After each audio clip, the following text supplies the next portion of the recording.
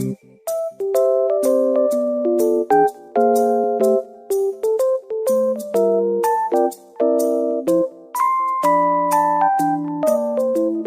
yang pertama, konsep biaya per unit.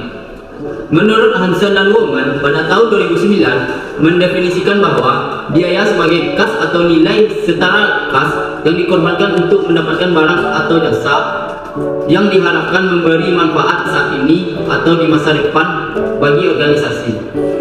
Suatu biaya biasanya diukur dalam satuan uang yang harus dikeluarkan untuk mendapatkan barang atau jasa.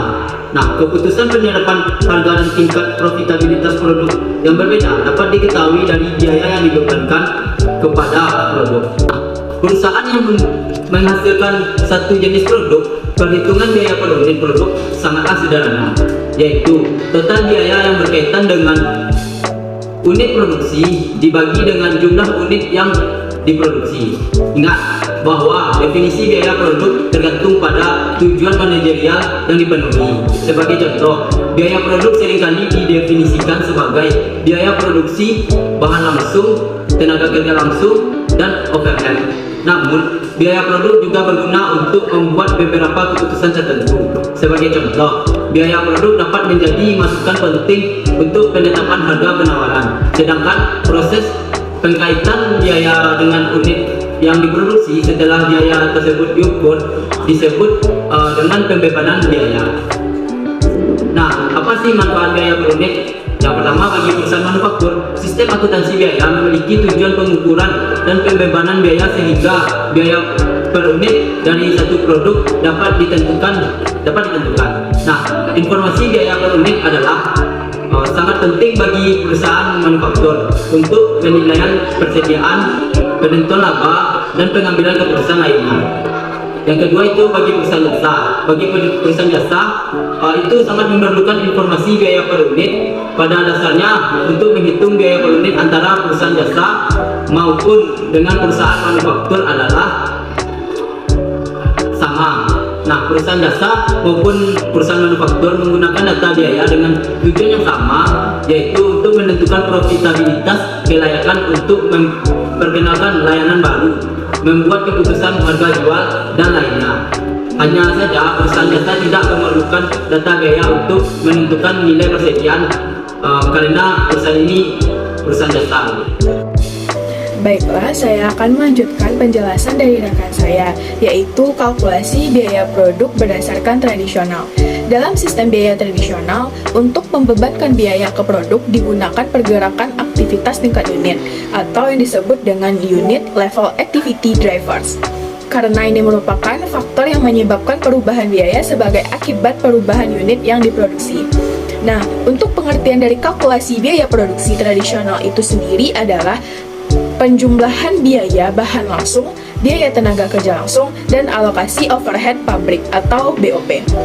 Nah, untuk alokasi biaya overhead pabrik dalam metode tradisional ini didasarkan pada yang pertama, unit yang diproduksi, yang kedua jumlah jam tenaga kerja langsung, yang ketiga jumlah upah tenaga kerja langsung, yang keempat jumlah jam mesin, dan yang kelima adalah jumlah bahan baku.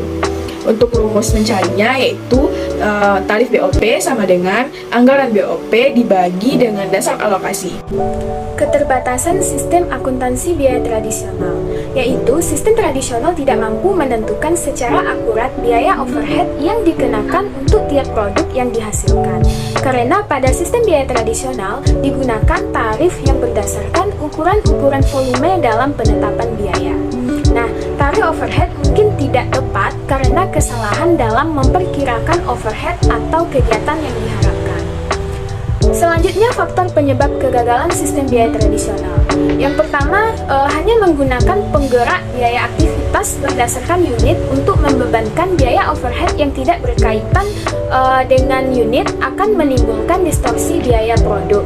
Padahal, ada banyak penggerak biaya aktivitas berdasarkan non-unit yang berperan dalam konsumsi biaya overhead. Antara lain penerimaan pesanan, setup, rekayasa teknik, inspeksi, dan lain-lain. Yang kedua, adanya keberagaman produk yang berarti bahwa masing-masing produk mengkonsumsi aktivitas overhead dalam proporsi yang berbeda. Materi selanjutnya yaitu kalkulasi biaya produk berdasarkan aktivitas atau biasa disebut dengan Activity Based Costing. Sistem biaya berdasarkan aktivitas atau Activity Based Cost System sama dengan ABC System. Nah, yang pertama kali menelusuri biaya aktivitas dan kemudian ke produk. Oleh sebab itu, ABC System merupakan proses 2 tahap. Tetapi pada tahap pertama, menelusuri biaya overhead ke aktivitas, bukan ke unit organisasi seperti pabrik dan departemen. Yang mana pada tahap keduanya, yaitu pembebanan biaya produk dengan menekankan pada penelusuran langsung dan penelusuran penggerak.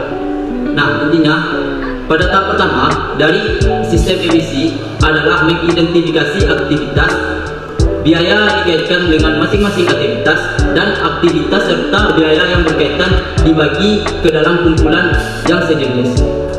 Yang pada tahap kedua, biaya dari setiap kelompok overhead ditelusuri ke produk dengan menggunakan tarif kelompok yang telah dihitung. Baiklah, selanjutnya yaitu pengklarifikasian aktivitas. Aktivitas dapat diklasifikasikan menjadi 4 jenis. Yang pertama yaitu ada aktivitas tingkat unit.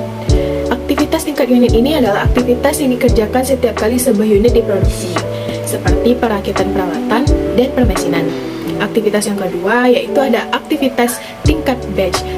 Aktivitas tingkat batch ini adalah aktivitas yang dikerjakan setiap satu batch produk diproduksi, seperti pengiriman konsumen dan penjadwalan produksi.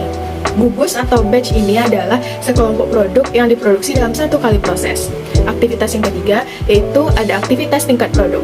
Aktivitas tingkat produk ini adalah aktivitas yang dikerjakan bila diperlukan untuk mendukung dan mengembangkan berbagai produk yang diproduksi, seperti merancang dan memasarkan produk. Aktivitas yang keempat yaitu ada aktivitas tingkat fasilitas.